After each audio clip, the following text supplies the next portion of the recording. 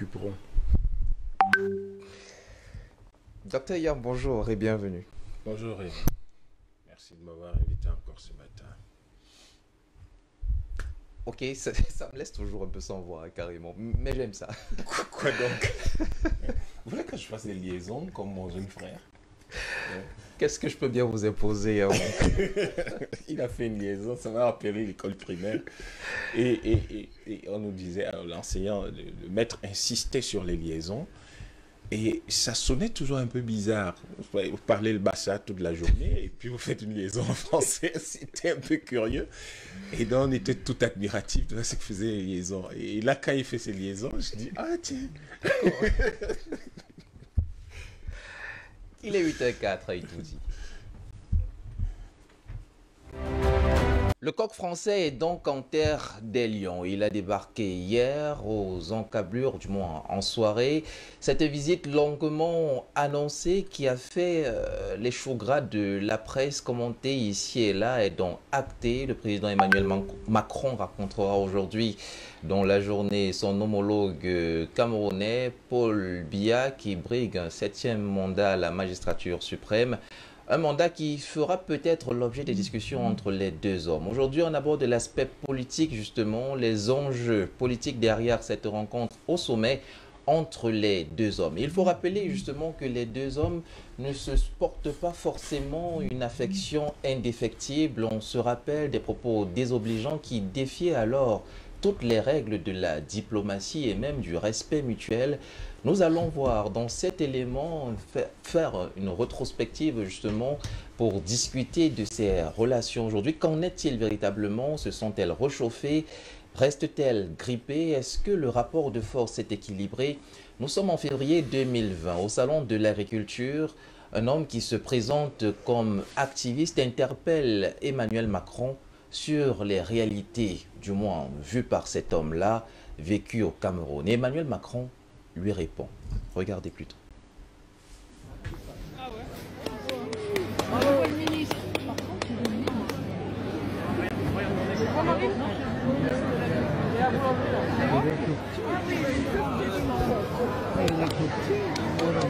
Monsieur Macron, il y a Paul Biya qui tue les Camerounais, monsieur Macron. Il y a un génocide au Cameroun, monsieur Macron. Paul Biya tue les Camerounais, monsieur Macron. Nous sommes des Camerounais et nous sommes des morts, monsieur Macron. Monsieur Macron, s'il vous plaît, monsieur Macron, s'il vous plaît. Oui, monsieur Macron. Monsieur Macron, mon pays, il y a un génocide au Cameroun, monsieur Macron. S'il vous plaît, monsieur Macron, il y a un génocide au Cameroun, monsieur Macron. C'est un honneur pour moi, c'est un plaisir de vous voir, monsieur Macron. Moi aussi. Il y a plus de 22 morts Je sais. qui sont morts calcinés, monsieur Macron. Je sais ça. Nous sommes des Camerounais et nous souffrons. Alors, vous J'ai savez- pris la Méditerranée, monsieur Macron, je vous ai écrit et vous avez répondu. Vous savez mon engagement sur ce sujet. J'ai mis la pression sur Paul Biya pour que d'abord il traite le sujet de la zone anglophone et ses opposants. J'avais dit, je ne veux pas qu'on se voit à Lyon tant que le général Camteau n'est pas libéré. Il a été libéré parce qu'on a mis la pression. Là, la situation est en train de se redégrader. Je vais appeler la semaine prochaine le président Biya et on mettra le maximum de pression pour que cette situation cesse. Je suis totalement au courant et totalement impliqué sur les violences qui se passent au Cameroun et qui sont intolérables. Donc je voulais vraiment... Je vous remercie. je fais le monsieur maximum. Macron. Je vous remercie, monsieur Macron. Mais il y a plus de 12 000 morts aujourd'hui. Nous, les jeunes Camerounais, nous prenons la Méditerranée parce que nous avons à la tête de nos États des dictateurs. Monsieur Macron, la France est un État de droit. La France est un pays de droits de l'homme. Elle ne peut pas soutenir les dictateurs. Mais L'Afrique a soutient. besoin du soutien de la France, monsieur Macron. Là-dessus, je le redirai clairement, je vais parler à Jeune Afrique. Nous sommes très clairs. Simplement, la France, elle est toujours prise dans un rôle, si je puis dire, compliqué en Afrique. Nous sommes un État de droit, nous défendons l'État de droit partout. Mais quand en Afrique, un président français dit tel dirigeant n'est pas démocratiquement élu, les Africains disent mais de quoi venez-vous vous mêler? Vous n'avez pas à nous donner la leçon. Donc moi, j'ai dit partout, je veux des dirigeants démocratiquement élus. Et là où ils ne sont pas démocratiquement élus, je travaillerai avec la société civile.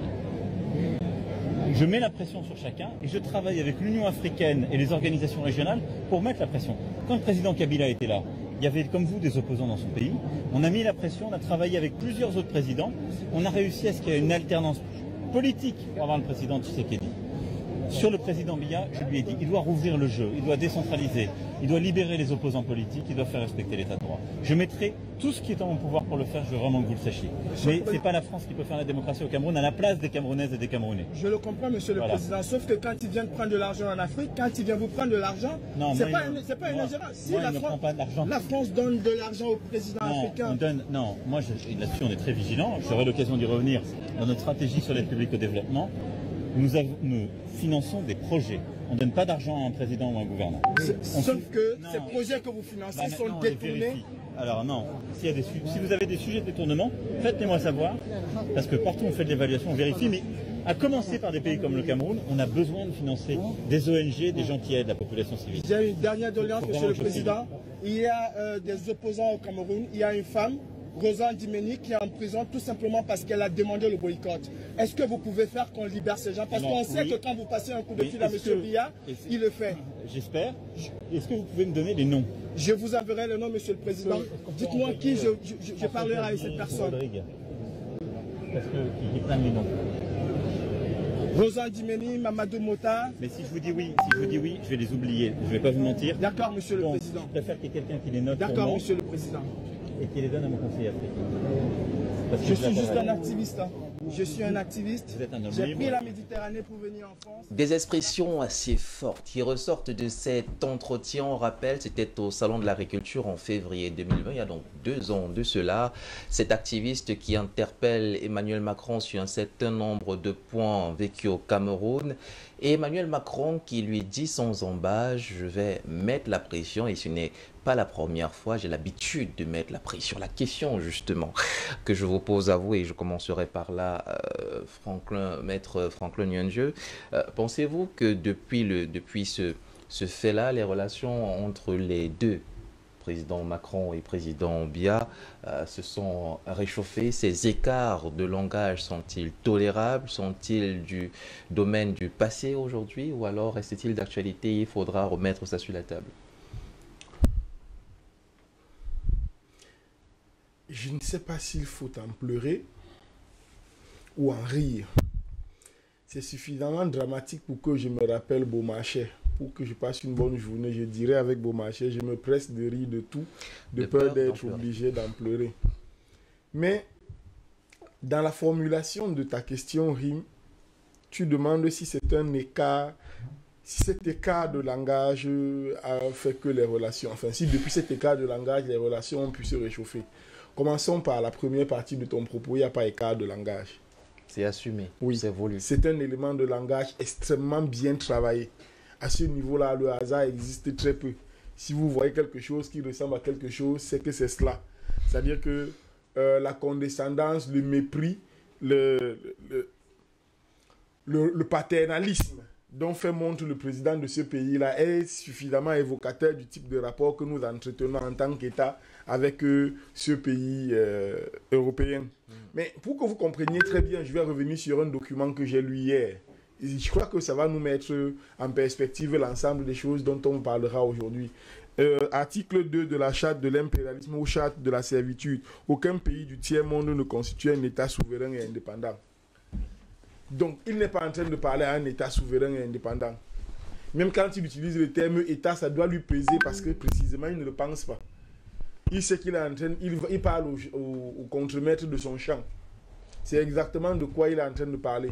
Maintenant, est-ce que depuis, les rapports se sont réchauffés? Je ne crois pas que les rapports aient été belliqueux. Je ne crois pas qu'il y ait eu des soucis depuis. Je continue de penser, je vous l'ai dit hier, qu'il est dans son élément. Il s'adresse à ces gens exactement comme on s'adresserait à des gens qui sont à notre service au niveau le plus bas. Je ne suis pas sûr qu'il pourrait parler d'un ambassadeur de France dans un pays du monde sous ce ton-là. C'est-à-dire que s'il parlait des personnels de l'ambassade de France, il ne pourrait pas dire de l'ambassadeur qui lui met la pression pour faire ci ou ça. Je ne suis pas sûr qu'il parlerait à un ambassadeur de France comme ça. Donc, il est exactement dans une construction à la fois idéologique, politique et psychomentale qui veut que quand il s'adresse aux chefs d'État africains, surtout d'Afrique francophone, que ce soit comme s'il parlait à des sous-fifres. Parce que je ne suis pas sûr que ces gens lui aient donné les outils pour parler autrement. Mais plus que le président, je crois que les images que nous venons de voir posent plusieurs problèmes. Il y a également là celui qui interpelle le président Macron. Je ne sais pas s'il pense rendre service au Cameroun et aux Camerounais en procédant comme ça, mais j'ai même du mal à penser que le président Macron ne l'a pas préparé. J'ai même du mal à penser que politiquement, il ne l'a pas préparé pour passer un message et pour dire un certain nombre de choses. Ça m'étonnerait que ce soit le fruit du hasard qu'il se soit retrouvé là, qu'il ait crié M. Macron et que M. Macron soit venu pour l'écouter. Il me semble bien que c'est une construction, c'est une scène de théâtre dans laquelle on prépare les gens à jouer des rôles spécifiques. Mais il faut qu'on soit d'accord sur une chose. C'est que tout ceci n'est possible que parce que nous l'avons permis. Nous allons avoir le temps de développer ça et de le démontrer à suffisance. Il faut qu'on reconnaisse tous ensemble que ce monsieur qui est en train de parler là, le président de la France, lui, il sait qu'il parle à son champ. Et les serviteurs de son champ ne lui ont pas donné les raisons de leur parler autrement. Il est venu ici pour continuer le travail qu'il fait. Et je l'ai dit depuis hier, il n'y a pas grand-chose à attendre de ce monsieur. Il n'y a pas grand-chose à espérer. En tout cas, si nous ne faisons rien, il prendra ce qu'il est venu prendre, il va s'en aller. Il organisera ce qu'il est venu organiser et il va s'en aller. Parce que, comme on va le voir dans les autres articles de la charte de la servitude, de la charte de l'impérialisme, ils soutiennent les pouvoirs qui leur sont acquis. Et ceux qui ne leur sont pas acquis, ils les mettent en difficulté. D'ailleurs, ils disent que tout pouvoir qui n'émane pas d'eux est un pouvoir illégal, illégitime. Et ils sont prêts à mettre en œuvre un certain nombre de mécanismes pour éliminer même physiquement les dirigeants qui ne sont pas acquis à leur cause. Donc, il ne faut pas attendre grand-chose de ça. Il ne faut pas espérer que on considère ça chez eux comme de la condescendance. Je ne suis même pas sûr que ceux qui sont ici, quand vous regardez les brèves là, dans les journaux, quand vous regardez un ministre qui dit que ceux qui ne sont pas contents de la visite sont jaloux, vous comprenez très bien qu'il peut parler comme il parle là, parce que il y a des gens au Cameroun qui considèrent que c'est la panacée, que c'est un succès XXL d'accueillir le bourreau chez soi. Quelle est la réaction à chaud que vous avez face à cet élément il y a 2 ans de cela? Je parlais d'écart de langage. Maître Franklin dit que c'est un langage voulu, que les expressions sont choisies à dessein, pas de condescendance, juste l'état des relations qui unissent les deux pays. Quelle est votre réaction justement devant cet élément? Je ne sais pas pourquoi je devrais réagir à ça. Pourquoi je devrais réagir? Mais je veux dire, ça fait partie de ce qui s'appellerait les relations normales entre ce qu'ils appellent le centre et la périphérie, la colonie et la métropole. Donc, je ne vois pas vraiment le genre de réaction que je pourrais avoir. Il se trouve par contre que il y a 2 ou 3 éléments qui sont notables, mais bon, 2 ans plus tard, leur relief n'est pas perdu. C'est par exemple l'idée que il y aura toujours des mises en scène. N'allez pas croire que c'est une rencontre fortuite. On n'interpelle pas un chef d'État comme ça et puis avec toute la sécurité qu'il y a là, les gens vous laissent passer et parce que vous êtes tellement, je ne sais pas, si important qu'il arrête. Il a un président, un programme serré, vraiment minuté, et tout cela. Et au lieu qu'il s'arrête pour régler le problème des agriculteurs français, il s'arrête pour s'occuper des problèmes d'un pseudo-activiste camerounais qui passerait par là. C'est une mise en scène qui a été savamment préparée et c'était un message qu'on envoyait aux Camerounais. C'est simple que ça, et particulièrement au président camerounais. Mais derrière tout cela, il y a 2 ou 3 révélations que nous avons vues. Ces gens, sous cette personne qui parle et qui fait des demandes au nom du Cameroun, à quel bord politique appartiennent-ils? À quelle formation politique appartient-il? Ou quelle est la formation politique qu'il a toujours, que cette personne a toujours soutenue?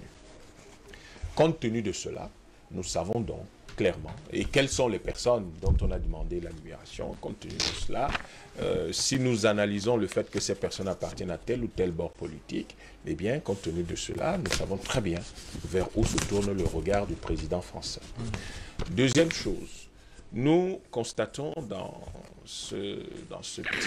cette capsule que, assez curieusement, le président français qui n'a jamais le temps de discuter, qui ne peut pas avoir le temps de discuter avec les agriculteurs, alors que la France a un sérieux problème déjà en 2020 pour nourrir sa population, eh bien, là, il a curieusement le temps de s'occuper de choses qui paraissent être des affaires étrangères pour les Africains naïfs, mais pour la France ou pour l'ethnie européenne de manière générale, que d'autres appellent l'Occident, eh bien, il ne s'agit pas d'affaires étrangères, il s'agit d'affaires domestiques.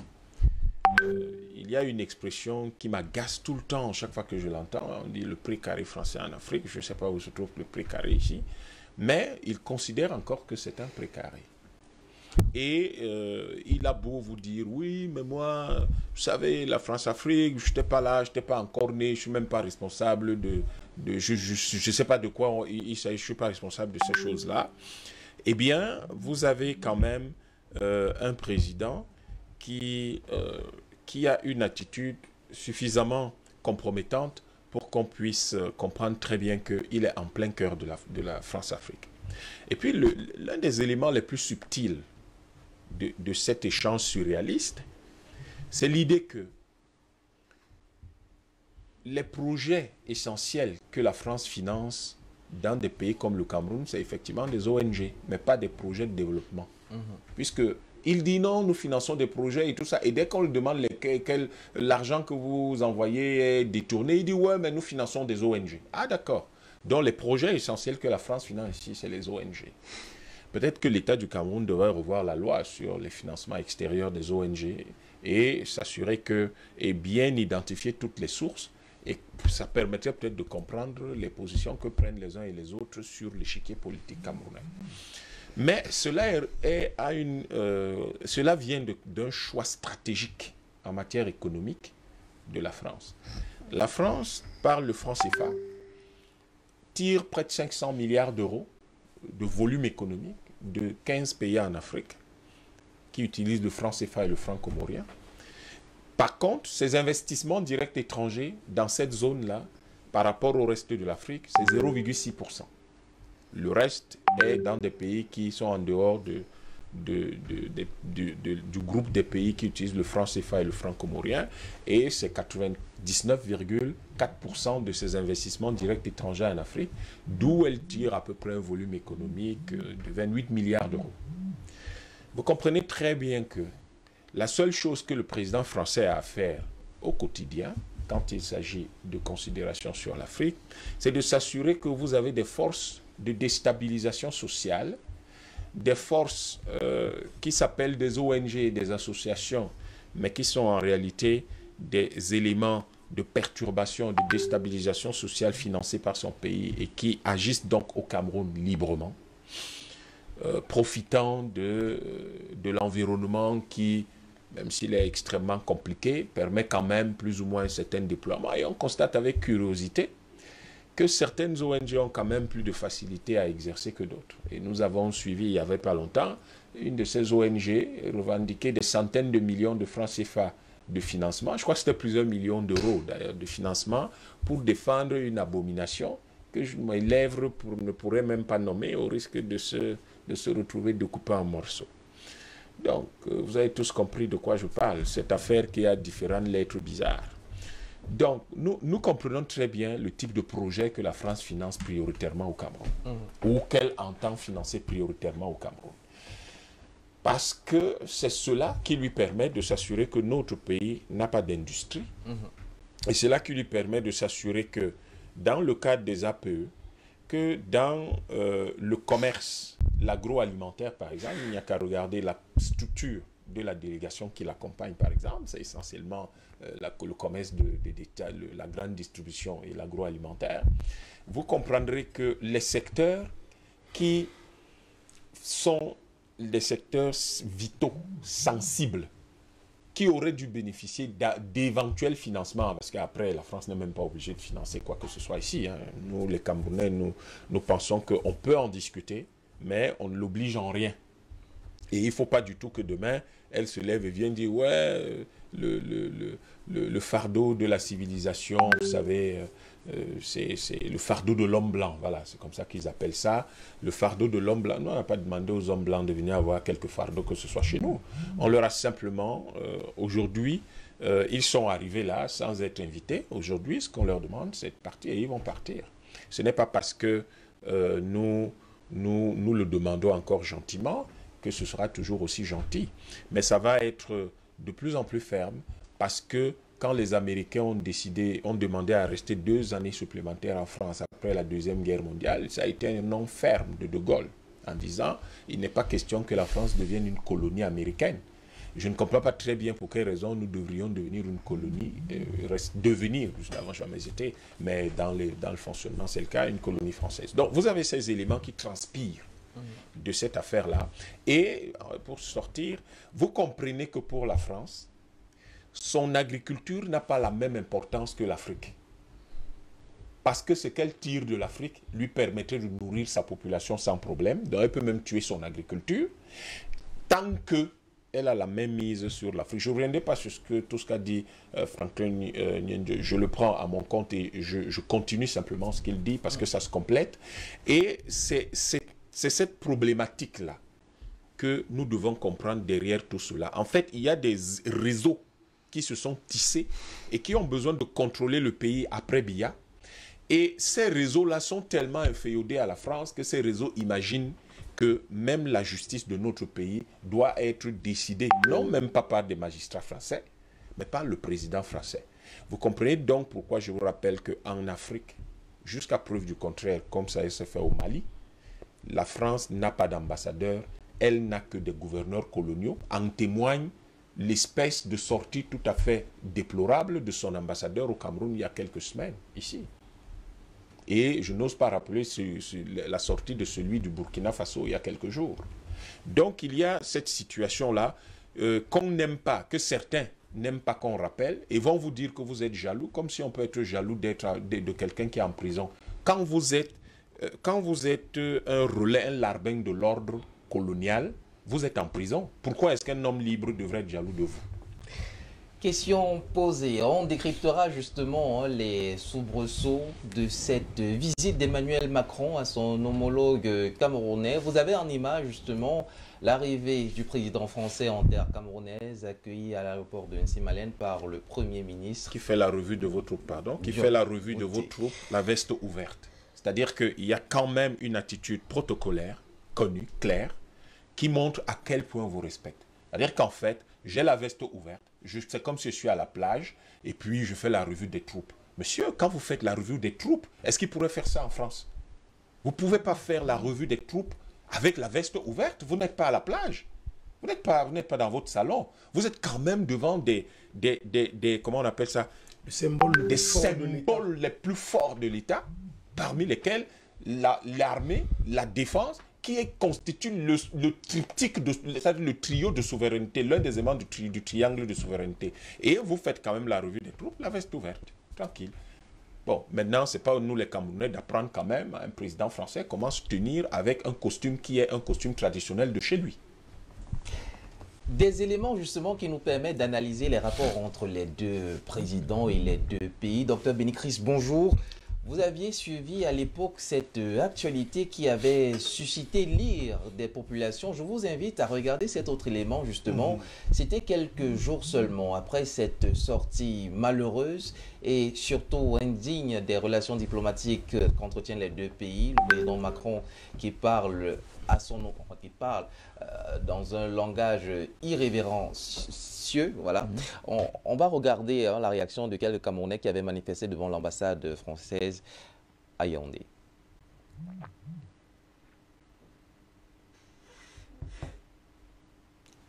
Alors cet élément viendra certainement dans un moment à l'autre. Mais déjà, qu'est-ce qu'on peut lire à travers ces éléments de langage? Vos prédécesseurs l'ont dit, ce sont des mots bien choisis. L'interpellation par cet activiste, ainsi se disait-il à l'époque, est peut-être une mise en scène. Comment est-ce qu'on peut comprendre? C'est véritablement le père et le fils, entre guillemets, rien à voir avec l'âge. On est resté justement dans cette idéologie du colon et du colonisé. C'est pas encore, on n'est pas sorti de l'auberge 60 ans plus tard. Oui, merci beaucoup, Rim. Merci aux copanélistes pour leurs analyses qui m'ont certainement inspiré et nourri. Merci beaucoup pour cette autre thématique. Et un salut particulier à toute l'équipe technique et à tous ceux qui nous suivent à travers le monde. Je pense que l'arrivée de Macron au Cameroun, en Afrique en général, parce qu'il ne va pas seulement rester au Cameroun, mais il y a aussi le Bénin et d'autres pays, pour nous, ça n'a aucun sens. Parce qu'il ne vient pas pour nos intérêts, premièrement.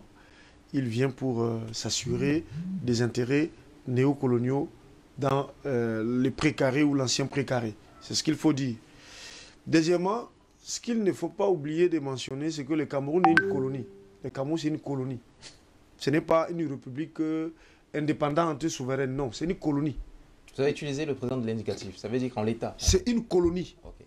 Comme le Bénin, le Congo, Brazzaville, tous les autres pays anciennement colonisés par les Français, la plupart sont encore des colonies, à l'exception du Mali aujourd'hui, qui n'est plus une colonie et qui montre qu'il ne peut pas être gouverné selon les diktats ou les ordres venant de l'Élysée ou des chancelleries occidentales.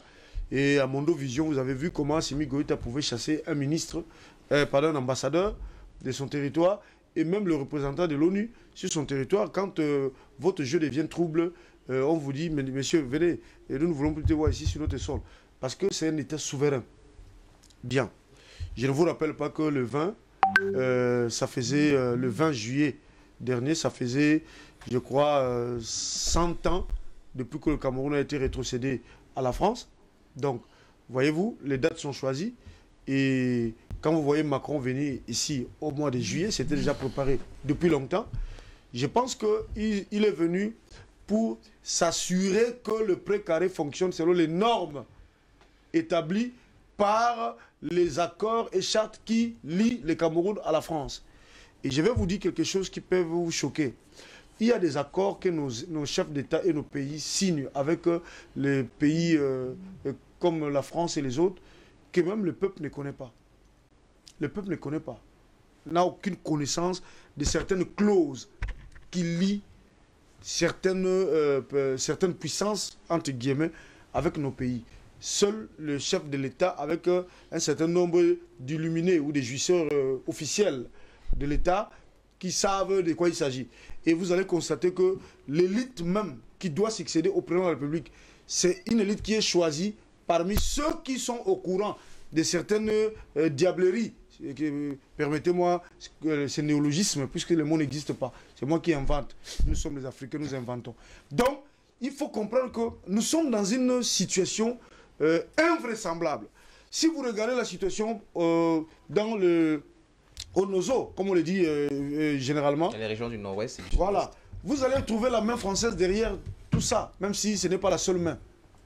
Donc, la France naît en Afrique. Si vous faites le bilan, vous avez au moins 40 présidents et ministres tués par la France, assassinés par la France en Afrique. Le bilan de la France en Afrique est catastrophique.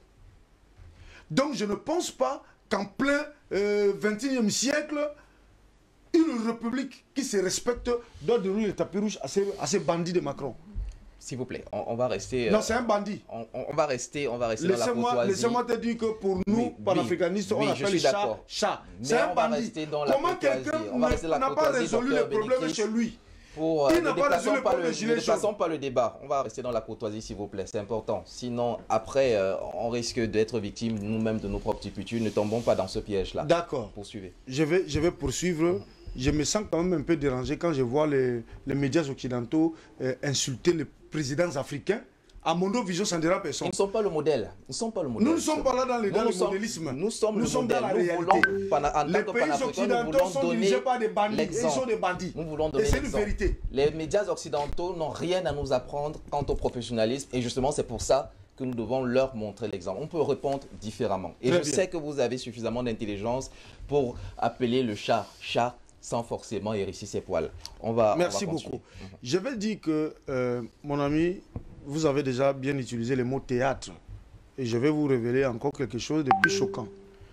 Dans tous les pays où la France a ses intérêts, c'est la France qui organise la passation des pouvoirs, du moins, si elle n'est pas à la base d'une transition politique, alors elle y participe de manière directe. Voyez-vous?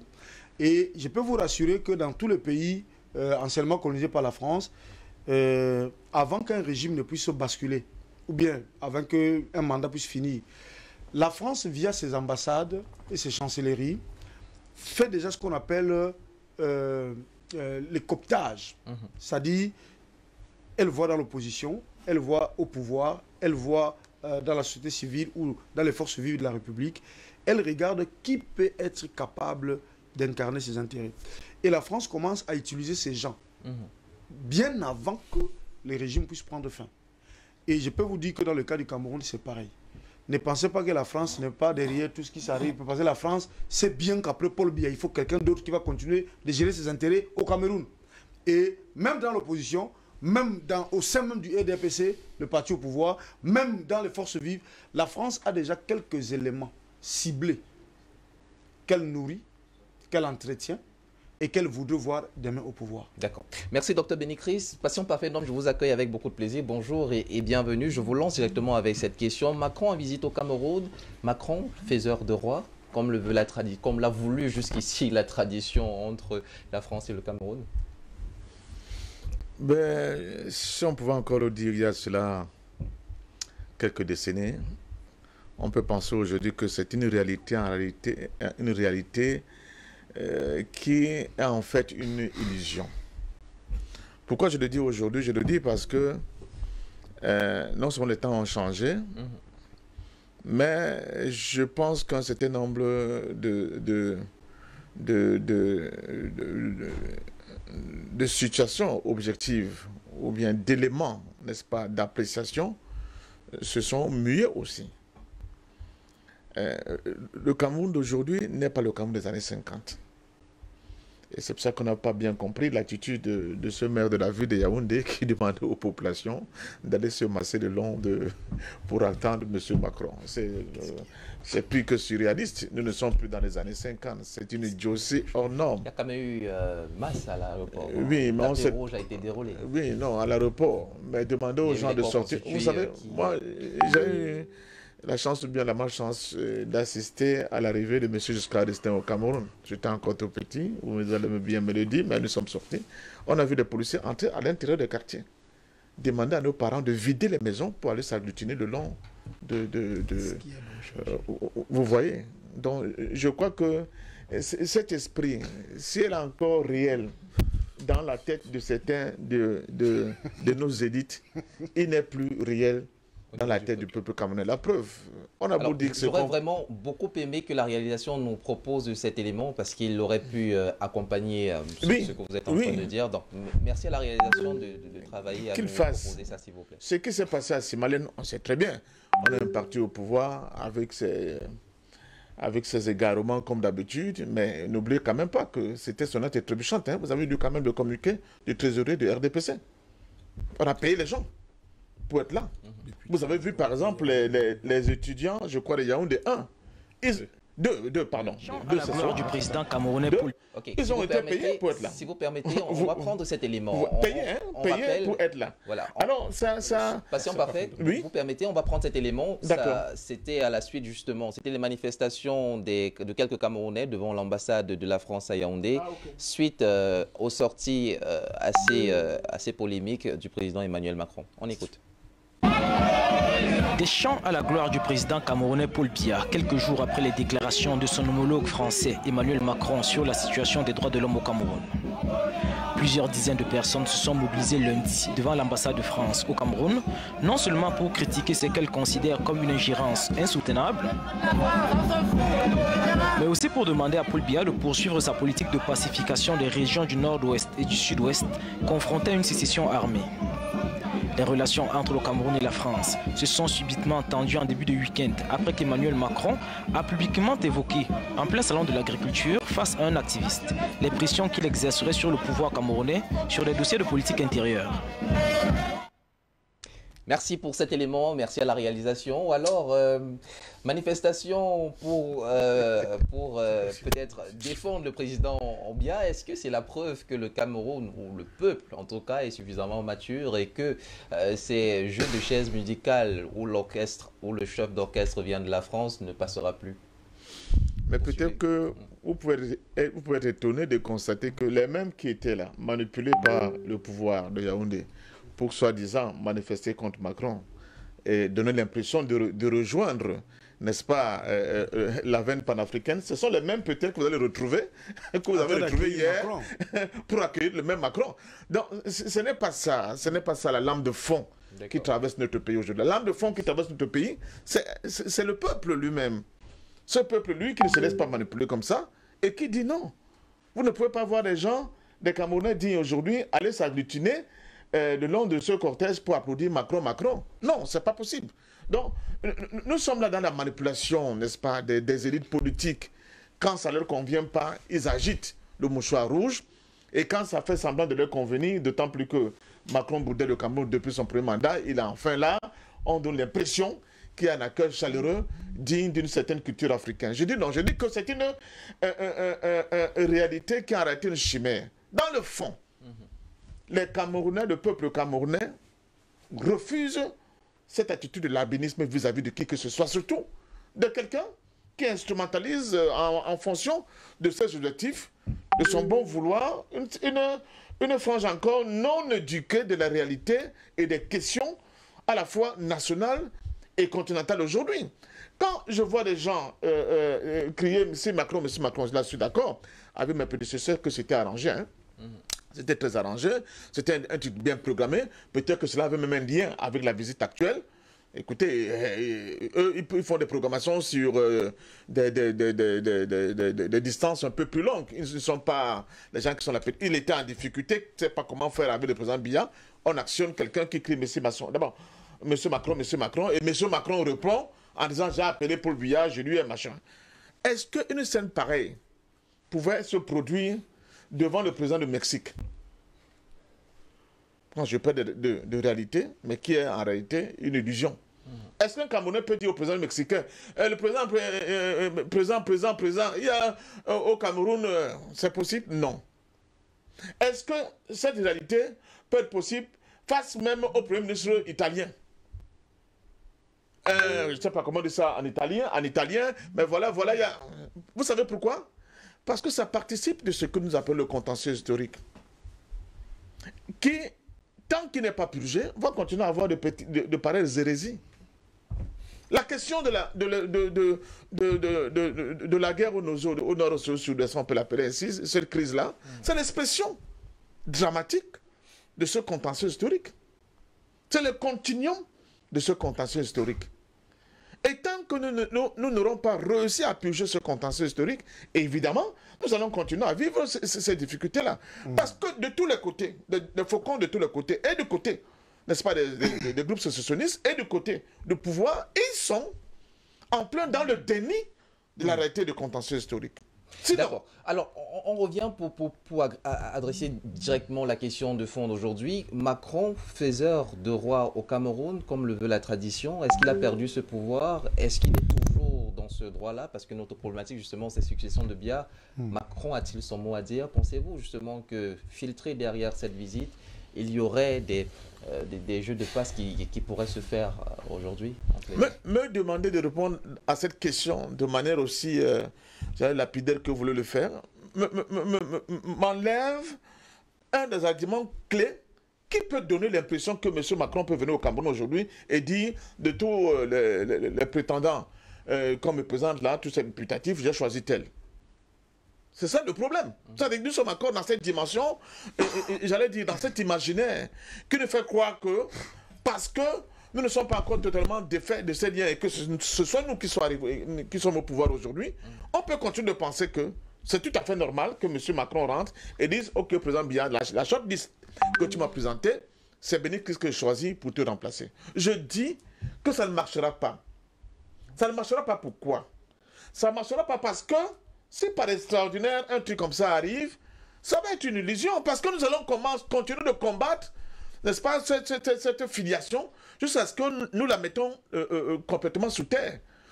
Je suis en train d'exprimer là la volonté profonde. Ce jeu peut-il même, avant d'arriver à la réalisation ou pas, ce jeu peut-il même se faire? C'est ça la question. Est-il envisageable ce jeu de short lead présenté à Macron pour adoubement ou pas? Est-ce que on peut l'envisager? Ça veut dire que vous n'êtes pas en train de me comprendre. Je ne dis pas que c'est impossible. Okay. Ce n'est pas ce que je dis. Nous sommes des pays dominés. Mais nous disons que la volonté du peuple aujourd'hui ne le permet plus. Et donc, l'ancien faiseur de roi a quand même perdu son pouvoir. Il ne vient plus en maître incontesté. Non, il aura la tentation, c'est ce que j'appelle la réalité et l'illusion. Il aura la tentation de dire de toute façon, j'impose ceci, ça marche. Je demande qu'on donne nos brasseries de Guinness. Bon, je caricature. Et ça se fait. Mais il ne comprend pas la lame de fond qui est en train de traverser l'ensemble du peuple camerounais. Et cette lame de fond là, c'est qui? C'est Franquin qui est sur le plateau. C'est Maître Yam qui est sur le plateau. C'est vous, c'est tout le monde. C'est tous ces millions de Camerounais qui disent aujourd'hui, on ne veut plus de ce paternalisme-là. Et M. Macron ne l'a pas encore compris. Vous savez, il y a des choses qui surprennent. Souvent, on vous dit, c'est comme les gens qui voient un tsunami arriver. Le tsunami est là. La mer se retire des côtes. Tout le monde voit la mer qui s'est retirée des côtes. Et pour d'autres, qui ne comprennent pas ce que c'est le tsunami, ils pensent que c'est un événement naturel incroyable. Ils s'aventurent même dans des zones qui étaient encore occupées par de l'eau pour aller découvrir le fond de la mer. Et qu'est-ce qui se produit quelques secondes après? C'est la déferlante. C'est cette violente vague qui arrive et qui risque de les emporter. C'est dans cette situation que les Macron et ceux qui sont au pouvoir à Yaoundé qui continuent de croire, n'est-ce pas, à cette réalité néocoloniale, qu'elle va se perpétuer, ils sont dans cette illusion-là. Voilà ce que je tente d'expliquer. Ils sont dans cette illusion-là. Parce que je peux vous le dire, la vague est pratiquement déjà au niveau de nos côtes. Et elle va balayer, n'est-ce pas, toutes ces illusions, toutes ces situations néocoloniales et puis raisonnements et imaginaires néocoloniales qui expliquent effectivement la visite de Macron au Cameroun. D'accord. Donc, je soutiens fortement en disant, si ceux qui sont là n'ont pas encore pris la mesure du fait que cette masse d'eau qui s'est retirée du bord de la mer augure d'une déferlante qui va balayer tous ceux qui n'auront pas pris les précautions pour courir, pour se mettre à l'abri. Je peux vous dire sincèrement que c'est un film. N'analysons pas seulement l'événement du moment, mais soyons dans une perspective analytique qui nous permet de mettre en mouvement et en avant ce qui va forcément arriver tôt ou tard. Parce que quand vous parlez avec beaucoup de fierté du Mali, mais vous oubliez que quelques années avant, on voyait un paysan malien dans un char français aller battre campagne au nord du Mali. Nous, où en sommes-nous aujourd'hui? Donc il faut redonner espoir au peuple camerounais pour leur dire que le discours de Yabi Timba, le discours de Maître Franquin Inoude, le discours de Bénédicte, ce ne sont pas des paroles en l'air. C'est en train de mûrir, c'est en train de macérer, c'est en train de mûrir. Et quand ça va arriver à la phase critique, n'est-ce pas, de son évolution qualitative, je peux vous dire que cette visite de Macron sera jugée à l'aune de la bêtise de ceux qui pensent que nous sommes encore aux années 50, où il faut demander aux populations d'aller se masser massivement le long du cortège pour accueillir Macron, parce qu'ils sont encore, ils ne sont pas encore dans ce que j'appelle la réalité augmentée. Ils sont encore dans ce cauchemar qui les a traumatisés et dont ils continuent de faire prospérer en espérant que cela va continuer, va constituer l'élément majeur pour leur permettre de continuer à avoir, n'est-ce pas, ces positions d'avantage du moment qu'ils ont et sur lesquelles ils pensent pérenniser la vie et l'avenir de notre peuple. Merci Patient Ndong pour ces éclairages. Qu'est-ce que vous en dites? La thématique de ce matin justement, Succession de Biya, Macron a-t-il son mot à dire? Maître Franklin Nyondieu, je vous ai vu dodeligner de la tête, pas pour acquiescer forcément sur tout ce que Patient Parfait d'homme disait. Alors je vais vous relancer avec cette question aujourd'hui. Il sera forcément évoqué la question de l'alternance. Il reste quelques années avant les prochaines élections. Et donc, est-ce que, et je vais prendre l'image de Patient Parfait, est-ce qu'il est possible qu'une liste soit déjà préparée, une liste de successeurs, une liste qui sera peut-être proposée au président Macron pour validation ou pas? Article 3 de la charte de l'impérialisme ou charte de la servitude. Tout pouvoir dans les pays du tiers-monde émane de nous, qui l'exerçons par la pression sur les dirigeants qui ne sont que nos marionnettes. Aucun organe du tiers-monde ne peut s'en attribuer l'exercice. Article 4e. Tous les pays du tiers-monde sont divisibles et leurs frontières déplaçables selon notre volonté. Le respect de l'intégrité territoriale n'existe pas pour le tiers-monde. Et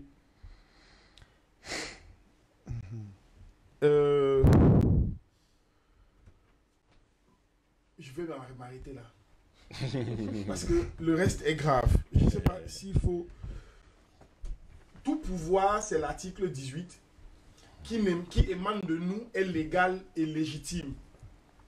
Dès qu'un pouvoir dans un pays du tiers-monde n'émane pas de nous, il est automatiquement illégal et illégitime. Et on utilise tous les moyens, même ceux de la force, pour en déloger les titulaires. C'est la charte de la servitude et de l'impérialisme. La question que je vous pose, c'est est-ce que vous avez l'impression que ça a changé? Patient Parfait d'homme pense que si, on n'est plus dans les années 50 où... Je vais éviter absolument de parler de mon grand frère aujourd'hui. C'est-à-dire que moi, je vais l'éviter ce matin parce que je ne l'ai jamais vu comme ça. Il est très tolérant ce matin. Donc, du coup, moi, puisque je ne dirai jamais... Ça dépend de comment il a dormi, c'est ça. Je ne dirai jamais quelque chose. Je lui parlerai jamais en face. Jamais. Ça, vous pouvez... Donc, je vais faire comme si je n'ai pas suivi ce que le grand frère a dit. Donc, vous dites que nous sommes restés scotchés. Nous sommes dans le débat. Vous pensez donc que la réalité actuelle reste scotchée sur cette charte-là? Vous savez, j'essaye d'être cohérent. Ça peut sembler un jeu, mais ça ne l'est pas pour moi. Ce que le doyen Patient Parfait d'homme représente dans le schéma de la lutte pour la libération de l'Afrique, peut-être pour les autres, c'est périphérique. Pour moi, c'est tellement grand. Et je dis, on ne conteste pas ce que les dévanciers ont fait. On les respecte, on passe à côté quand on n'est pas tout à fait d'accord, mais on ne conteste pas. Même pas les idées. On écoute, on apprend. Donc, je continue de dire ce que j'ai dit. Maintenant, je dis que rien n'a bougé. Au contraire, ils ont même affiné les outils. Il se trouve qu'entre-temps, d'autres puissances sont nées. On ne peut pas négliger le rôle et l'influence de la Russie. On ne peut pas négliger le rôle et l'influence économique et commerciale de la Chine, qui aura permis à certains pays d'Afrique francophone d'ouvrir quelques vannes d'un point de vue commercial. Mais il reste que, politiquement et idéologiquement, le Cameroun, comme d'autres pays de ce que Yam refuse d'appeler le précaré, mais je crois que c'est même le précaré serré de la France, continue de subir le diktat total de ce pays. C'est un diktat total. Il ne laisse pas d'espace à un président pour penser autre chose. On ne laisse pas d'espace à un président pour imaginer autre chose. Il faut simplement pour cela, pour voir que ceci continue d'exister, regarder les réactions de l'État français lorsqu'on a fermé France 24 et RFI au Mali. Regardez la réaction de ce pays lorsque on a décidé de renvoyer l'ambassadeur. Vous comprendrez qu'ils ne sont même pas préparés à ce qu'un chef d'État en Afrique francophone réagisse comme ça. Ils ne conçoivent même pas que ce soit possible. Regardez les réactions de ces pays et des organisations qui sont à leur botte en Afrique, puisque c'est ici. On a lu ça ensemble hier. Toutes les organisations qu'ils ont fabriquées sont là pour structurer leur pouvoir et leur autorité sur les pays du tiers-monde. Regardez ce qui s'est passé lorsque la Centrafrique a décidé de passer à une monnaie digitale en disant « je continue d'utiliser le franc CFA ». Regardez la levée des boucliers de la COBAC, de la BEAC et de toutes les institutions françaises qui portent le maillot de l'Afrique, qui émaillent l'Afrique francophone. Ils sont chez eux, en forêt équatoriale, ils sont chez eux dans leur cuisine. Il n'y a rien qui ait bougé. Et quand vous regardez, moi, quelque chose m'a saisi dans le propos du doyen. C'est que il a subtilement refusé de reconnaître qu'entre les faits, la pratique et la volonté de panafricanistes et de guerroyeurs comme lui, il y a un écart, il y a un pont, il y a un abysse. C'est-à-dire qu'on n'a pas encore réussi, nous.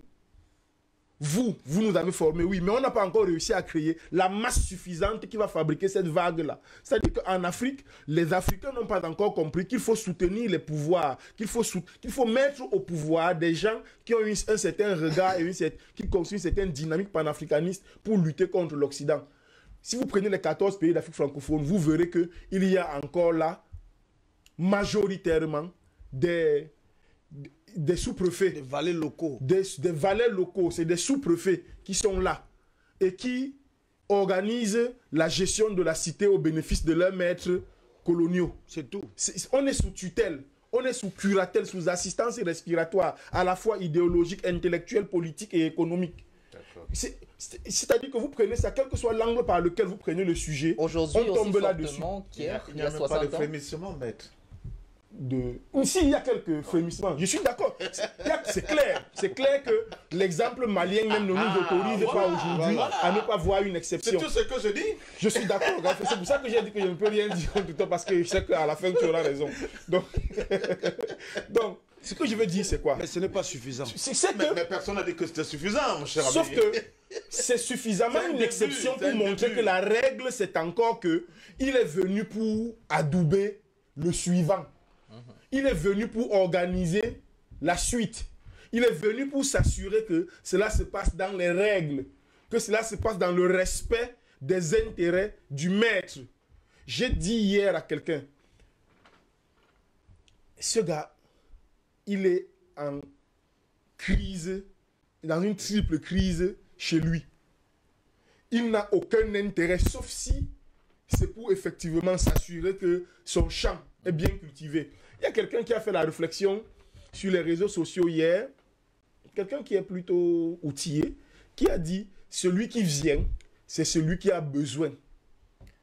Dit que parce que le président Macron vient au Cameroun, ça veut dire qu'il est demandeur. Je lui ai dit, quand on va dans son champ, ce n'est pas parce qu'on va dans son champ, c'est pas parce qu'on va dans son champ que le champ devient le maître. D'accord, on continue de rester le maître du champ. Il vient dans son champ. Le contre-maître le reçoit. Quand vous regardez, le docteur Yamtimba a tout à l'heure décrit le body language de Macron avec l'attitude vestimentaire. Mais vous n'avez pas regardé le Premier ministre à côté de lui. Il a du mal à marcher. Il est pourtant chez lui, mais c'est à lui qu'on indique protocolairement où se placer. Il est pourtant chez lui. Il représente pourtant le chef de l'État. Vous n'avez pas vu le body language du Premier ministre? Bien sûr. On a l'impression qu'il se demande comment il a fait pour se retrouver là. Regardez. Il est étonné. Déjà qu'il marche un pas derrière lui. Mais ensuite, vous allez voir quand il s'arrête. Mais ce n'est pas possible. Comment on fait pour voir la liberté ici? Comment on fait pour voir quelqu'un? Regardez le Premier ministre. C'est le Premier ministre de notre pays. Moi, je pense même que Paul Biya a bien fait de ne pas aller les chercher. Recevoir ces messieurs-là. Quelqu'un aussi a dit ça, mais je crois aussi c'est déjà une image bien... Non, je crois qu'il faut être réaliste. Le président Paul Biya pouvait-il aller le chercher? Je crois qu'il y a un moment où... Physiquement, il est... Est-ce que le président Paul Biya pouvait-il aller le chercher? C'est ça le problème. L'un des problèmes que nous avons en tant que panafricanistes, c'est à un moment donné de s'apercevoir que le combat panafricaniste est binaire. Il est à la fois de regarder le travail, l'ensauvagement de la vie politique par l'Occident, mais également l'ensauvagement de la vie politique par les dirigeants africains. Il faut bien que nous soyons le panafricanisme visionnaire. Il faudrait que nous soyons suffisamment éclairés pour voir que on ne peut rien attendre de la France. On n'a rien à attendre de la France. Sur ce plateau hier, nous échangions avec Rim sur la possibilité des réparations. Lorsqu'on va évoquer, je l'espère qu'ils le feront, le contentieux historique entre le Cameroun et la France. D'accord, mais on sortira par là. Qu'il y ait réparation. Mais moi j'ai dit, on n'a pas besoin de réparation. Ce qu'il faut, par contre, c'est que nous, en tant qu'Africains, nous grandissions. Il ne peut pas aller dans un autre pays, en Europe, et ouvrir la veste. Il ouvre la veste parce qu'il est dans sa cuisine. C'est ce qu'il faut comprendre. C'est ce qu'il faut comprendre. Donc nous devons être suffisamment exigeants. C'est ce que les autorités camerounaises devraient comprendre. Oui, il faut que nous soyons suffisamment exigeants. Et pour être exigeants vis-à-vis du maître, il faut mettre en place la dialectique du maître et de l'esclave. Ça veut dire travailler suffisamment fort chez nous, que nos dirigeants soient suffisamment légitimes auprès de leur population par la qualité de leur rendu politique et économique, pour que désormais ils puissent parler de tu à tu. Lorsqu'on a parlé à Assimi Goïta au Mali, lorsqu'on a parlé au colonel, lorsqu'on a remis en question sa légitimité, vous avez vu ce que le peuple a fait. Le lendemain, vous avez vu ce que le peuple a fait. Il y a eu des millions de gens dans la rue. Une mobilisation Terrible. monstrueuse. L'une des mobilisations les plus massives depuis, je crois que j'ai vu ça pour la dernière fois lors du printemps arabe. Mais je n'avais jamais vu une mobilisation aussi importante dans un pays d'Afrique noire pour soutenir Sans avoir soudoyé quelqu'un. Sans qu'on ait payé quelqu'un. Et donc, il faut qu'on comprenne cela. Si on n'est pas suffisamment, en tant que panafricaniste, exigeant vis-à-vis de nos dirigeants pour dire que c'est vous qui devez aller chercher la légitimité populaire pour pouvoir contester. Mais ils n'en ont pas. Ils ont été cooptés dès le début par la France. Alors, je reviens à ce que le doyen disait. Nous avons donc un travail, nous, ici. Et c'est en cela que ce plateau nous semble quelque chose de fondamental dans la lutte. C'est qu'il y a un travail d'éducation à faire. Parce qu'in fine, il y a très peu de choses. En tout cas, j'attends très peu de choses de nos dirigeants.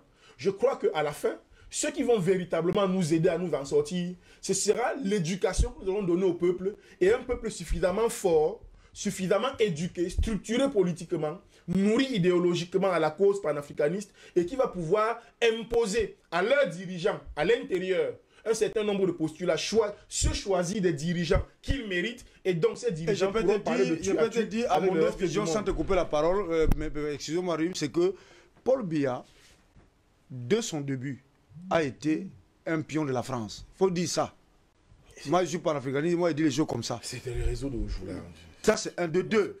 Paul Biya n'a pas conçu le Cameroun, n'a rien fait au Cameroun de bien. Mais ce que Paul Biya a fait au Cameroun, un grand héritage que Paul Biya va laisser, qui va rayonner de génération en génération, c'est d'avoir permis au panafricanisme de s'installer au Cameroun et de rayonner. Si Paul Biya part demain, moi, je l'appellerai patriarche. Je l'appelle patriarche et j'honorerai sa mémoire pour avoir permis au combat panafricaniste de prendre éclosion et de déranger l'Occident. Ça, c'est quelque chose que le panafricaniste devrait reconnaître en lui.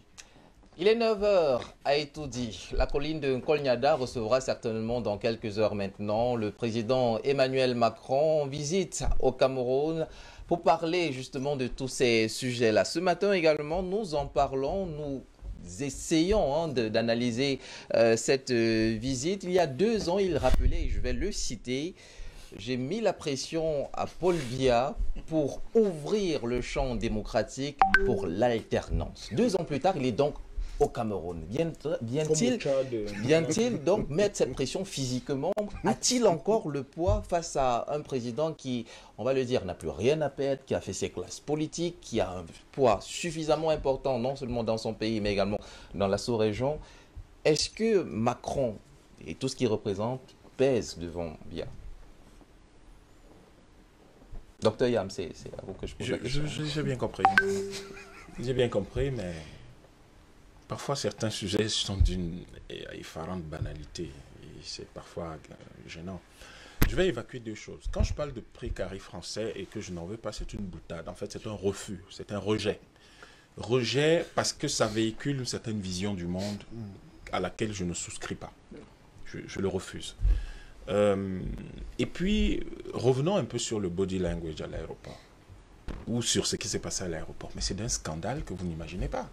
Il y a un canapé qui est prévu pour les 2 chefs d'État, pour les 2 présidents. Vous avez vu où le Premier ministre est allé s'asseoir? Donc la photo officielle qui restera n'aura que le drapeau français et le drapeau de l'Union européenne. Et même assis sur son fauteuil, il est petitement assis. Il est assis sur le quart des fesses. Je ne sais pas si vous imaginez ça. C'est-à-dire qu'il est le représentant du chef de l'État, dont il était censé s'asseoir et avoir Macron, je suppose, à sa droite. Oui, mais peut-être ce n'est pas la faute de Macron, mais c'est la faute du Cameroun. Non, j'arrive, je n'accuse pas, je ne sais pas ça. Oui, laissez-moi finir, vous Parce comprenez. qu'il y a ce sous-préfet qui s'est amusé Laissez-moi finir, vous à se comprenez. donner dans sa zone de soi aussi la nationalité d'un chef d'État qui arrive. Laissez-moi Ce qui lui est arrivé. Laissez-moi finir. Aujourd'hui dans les ministères. Hein. Laissez-moi finir, vous comprendrez où Attention, je vais. Je ne suis pas en train de... La France n'est pas systématiquement la cible, le contenu de ce que je veux dire. Pas forcément. Donc, on suppose que le Premier ministre, en tant que représentant de chef de l'État, a fait une répétition. Enfin, Au moins une. Si. Je veux dire que c'est le minimum qu'on fait dans cette situation-là. Par quel miracle s'est-il retrouvé assis là où auraient dû s'asseoir les ambassadeurs? alors qu'il était censé s'asseoir à côté du président français. Enfin, le président français était supposé s'asseoir à côté de lui. Bon Dieu, c'est nous qui recevons. C'est-à-dire que on ne comprend pas. Non, parce que je dis à côté, il faut écouter, il faut suivre la logique de mon discours. Il était censé s'asseoir, c'est-à-dire il était censé recevoir le président français. Une place lui a été préparée, mais il ne s'est même pas assis à cette place, il s'est assis ailleurs. C'est comme si c'est lui qui était censé s'asseoir à côté du président français. Comprenez la logique? En fait, c'est le président français qui reçoit les officiels camerounais. Au Cameroun. Au Cameroun. Voilà ce que ça veut dire. C'est ça en fait. La logique un peu complexe de ce que je veux dire. Il s'est comporté, le comportement qu'on a vu. On a eu l'impression d'être en 1940 quand De Gaulle arrive ici. On est en 1940. C'est-à-dire que vous avez le sentiment que l'officiel le plus important à ce moment-là, qui représente le chef de l'État du Cameroun, ne sait même pas où s'asseoir.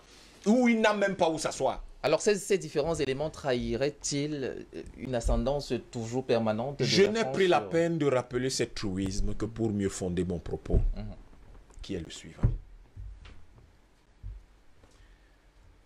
Ne préjugez pas trop de la puissance ou de la solidité du régime en place au Cameroun. En réalité, si tout à l'heure je citais Césaire, qui parlait des larbins de l'ordre, dans Cahiers d'un retour au pays natal, Paul Biya peut aujourd'hui dire, mais écoutez, j'ai 90 ans 89 ans. Ah ouais, c'est pas peu ça. Il peut dire, j'ai 89 ans. J'ai tout vu, j'ai tout eu. J'ai tout eu grâce à ce pays. Tout eu. Parce que comme la plupart des jeunes fonctionnaires aujourd'hui, je doute que lui ait payé un loyer un jour. Tout eu grâce à ce pays. Grâce au travail des Camerounais. Béni Christ parlait de l'un des éléments de son héritage possible, l'un des éléments possibles de son héritage. Et je crois que il y a des choses historiquement qu'on ne peut pas refuter. Parce qu'il n'était pas obligé de l'accepter et qu'à un moment donné, on lui a demandé de fermer une chaîne concurrente à la vôtre. Et il a répondu en disant, ce n'est même pas une chaîne camerounaise, dans ce cas, je ferme toutes les chaînes étrangères au Cameroun, radio et télé. Donc, ça a permis de sauver cet espace où, il y a quelques années, on disait des choses qui ont quand même structuré l'opinion aujourd'hui. Je pense qu'il y a des mutations qui s'opèrent au Cameroun et il y a une affirmation comment dire, je dirais pas, du pouvoir, de la possession du pouvoir, de la gestion du pouvoir et de la maîtrise du pouvoir par Paul Biya depuis un certain temps, qui font qu'il a pu répondre au président Hollande en lui disant écoutez, ne dure pas au pouvoir qui veut. Ça veut dire qu'il se sent serein. Il sent qu'il a sa place et qu'il a la maîtrise des institutions de son pays. Mais ce que nous disons, c'est que justement, ces mutations doivent culminer dans quelque chose qui s'appelle la souveraineté, soit de notre pays, mais qui serait une souveraineté illusoire compte tenu de la fragilité de notre pays dans le contexte international actuel, mais certainement plus dans l'union des Africains et la souveraineté plus large, au minimum au niveau de la CEAC ou au niveau continental. Voilà pour quelles raisons je dis, Paul Biya a fait son temps. Je crois que quand on est au pouvoir depuis 82, on a fait son temps. Et je pense que quand on est au fonctionnaire depuis 62, on a largement, plus que de façon exceptionnelle, et c'est très rare, fait son temps. Compte tenu de tout cela, ceux qui sont autour de lui, je crois que sont le ministre, le chef du gouvernement et le ministre d'État le plus proche de lui, qui est le secrétaire général de la présidence de la République, sont dans la soixantaine ou la cinquantaine. Donc ce sont des personnes qui auraient pu être ses enfants. Cela veut dire que s'il peut considérer qu'il a déjà de grands enfants, des adultes, des personnes qui, dans toutes les familles de ce pays, prennent les décisions, eh bien, on peut considérer qu'il est temps pour lui de dire « j'ai déjà de grands-enfants, je peux passer la main et leur confier le pays ». Il reste néanmoins que ce que nous avons observé à l'aéroport ne nous rassure pas sur la capacité de ces enfants-là. Monsieur un Premier ministre beaucoup plus vigilant et beaucoup plus dans ses bottes, stable, serein dans ses bottes, aurait demandé au président français de fermer sa veste. Très subtilement, nous sommes entre gentlemen, donc subtilement on vous dit, monsieur, pour la revue des troupes au Cameroun, c'est un rappel simple, hein, pour la revue des troupes au Cameroun, généralement, la veste est fermée. C'est quelque chose que vous lui dites. Et il va le faire, pas parce que vous lui avez intimé un ordre, mais parce que vous avez la capacité de briser la glace et de dire à quelqu'un qu'il est chez vous et il doit respecter les règles de chez vous. Ce n'est même pas... C'est simplement de la courtoisie. Hein. C'est-à-dire vous êtes en train de sauver quelqu'un. C'est la courtoisie républicaine. Tout simplement. Tu me donnes une seconde. Lorsque le président Obama était au pouvoir, lorsque le président américain descend de l'avion, il doit saluer l'officier de la Navy qui est au pied de la passerelle. Et puis un jour, il est descendu de l'avion, il a oublié de le saluer. Il est allé à près de 20 mètres. Il s'en est souvenu. Il est revenu, il a rebroussé chemin. Il est venu se placer à la dernière marche de la passerelle. Il lui a donné son café avant de continuer. C'est la courtoisie républicaine. C'est-à-dire que ça fait un tollé quand ce n'est pas respecté. Ce qui s'est passé là, c'est voulu. Ils ne l'ignorent pas. Le hasard n'existe pas. On dit chez nous, dans la forêt d'où je viens, qu'au Yunijua Fujumbaï, si tu vois quelque chose qui ressemble à quelque chose, c'est que c'est ça. C'est ça. Non, mais c'est pas faux. Ça se dit partout. Merci. Celui qui venait, faisait quelque chose qu'il voulait faire. Celui qui recevait, malheureusement, ne savait pas quoi faire. Et c'est peut-être des images regrettables qui montrent que nous avons besoin d'un nouveau type d'homme à la tête de nos États, et particulièrement au Cameroun, et que malheureusement, le moule qui semblait avoir formé un certain nombre de personnes n'a pas pu former des gens susceptibles de faire de simples rappels de courtoisie. Ces gens-là ne pourront pas faire des rappels beaucoup plus durs en matière économique ou politique. Pas du tout si vous n'êtes pas capable de dire l'armée de mon pays. On ne la passe pas en revue la veste ouverte, monsieur. C'est un manque de respect à tous ces colonels qui nous ont coûté une fortune. À ces colonels, ces commandants, ces officiers, sous-officiers qui meurent, qui protège ce pays, hein, à qui nous disons tous les jours ici, merci les gars pour le sacrifice, on ne peut pas se permettre de laisser qu'on fasse la revue de leurs troupes, la veste ouverte. Non, surtout pour ceux qui ne connaissent pas l'aéroport de Simalène, il fait un froid de canard dans la nuit. Je crois qu'il y a... On dirait qu'il est habitué au froid. Donc, il y a des choses auxquelles il faut faire très attention. Voilà pour quelle raison je réitère ce matin l'appel que j'ai lancé il y a quelques jours. L'appel de 10 000 élus panafricanistes à partir de 2024, puisque la prochaine élection importante, ce sera au Mali, à partir de 2024. Et ce sera une succession 2024, 2025, 2026, jusqu'en 2028, dans la plupart des pays africains, du nord au sud, de l'est à l'ouest. C'est l'année prochaine. Voilà. L'élection présidentielle, à partir de 2023. Ça veut dire que nous avons d'ailleurs un calendrier très serré dès l'année prochaine. Déjà, il faut ouvrir un compte pour soutenir les candidats Béni Christ. 10 000 élus panafricanistes, parmi lesquels des conseillers municipaux, parce qu'il faut déjà commencer à changer les choses dès la base, des parlementaires et des chefs d'État. Pour quelle raison on le demande? On le demande parce que à ce moment-là, nous n'aurons plus besoin d'ergoter, de discuter s'il y a un précaré français ou il n'y en a pas, s'il y a un problème de franc CFA ou il n'y en a pas, s'il y a des rébellions ici à gauche, à droite, il n'y en a pas. Parce que si nous avons une trentaine de chefs d'État panafricains parmi ces 10 000 élus, si nous avons au moins 15 à 20, 30% et la moitié dans certains pays, la majorité dans certains parlements, si nous réussissons à contrôler au moins 50%, 60% des capitales africaines et peut-être 80% des villes moyennes, eh bien, avec ces 10 000 élus, eh bien, nous aurons les moyens politiques de créer au moins des États sous-régionaux qui sont plus viables dans le contexte actuel que nos petits États lilliputiens, ou alors, encore mieux, de créer l'État continental à partant d'un premier bloc. Je pense que aujourd'hui, quand vous me posez la question, Rim, de savoir est-ce que le président français peut encore peser dans la succession au Cameroun, que le président Biya peut encore y résister. Je pense que nous avons des textes au Cameroun. Et c'est la chose qu'il faut rappeler à tout le monde. Ils sont imparfaits. Notre constitution a le défaut, de mon point de vue, d'être une constitution médiocre, mais elle a des dispositions de succession ou d'accession au pouvoir au Cameroun.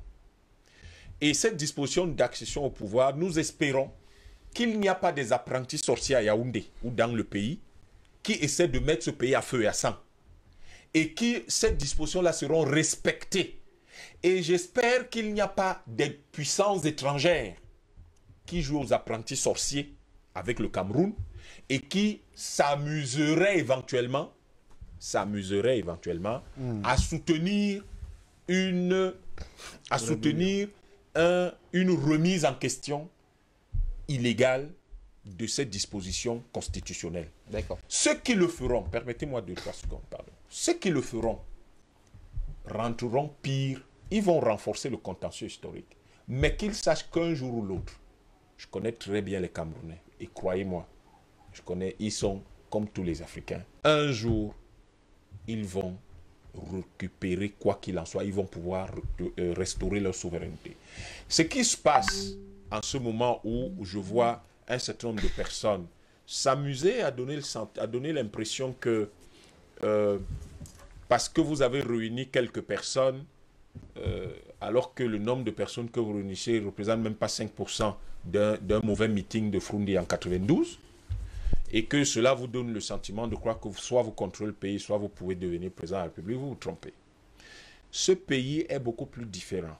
Et ce pays est aujourd'hui assez mature pour dire il est anormal que dans le marché central de Douala, ou au marché de Mbopi, ou au Carrefour de Koti, ou à Mokolo, ou je ne sais pas dans quelques autres grands marchés de ce pays, 90% des produits soient des produits importés et de mauvaise qualité, ou de la friperie.